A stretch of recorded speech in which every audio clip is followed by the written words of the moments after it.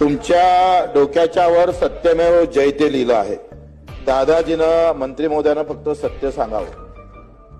तुम्ही एक सांगा, अध्यक्ष महोदयाच्या चालकाला पगार जो भेटते किंवा तुमचा जो ड्रायव्हर आहे त्याला जो पगार भेटते एसटी महामंडळाच्या चालकाला का भेटत नाही? तुमचा चालक हा एसीच्या गाडीत फिरतोय, अध्यक्ष महोदय तुमचा पण चालक एसीच्या गाडीत फिरतोय आणि हा भर उन्हात त्या एसटीत बसलं ना तर चौफेर घाम येतं. त्याचे कष्ट अधिक जास्त आहे, त्याला पगार कोण कमी आहे? छत्रपती शिवाजी महाराजांना अफजल खान फाडला होता फक्त अन्यायासाठी. तुम्ही अन्याय काय करताय? शासनात जर कायदा मोडत असाल तर थोबाडीत कोणाच्या मारायचं? तुम्हाला राग काय येत नाही? त्याला लाज वाटली पाहिजे ना याची थोडी. काय एका चालकाला तुम्ही 19,000 25,000 ते 30,000 देता आणि तो सगळ्याची सेवा करतो, त्याला फक्त 12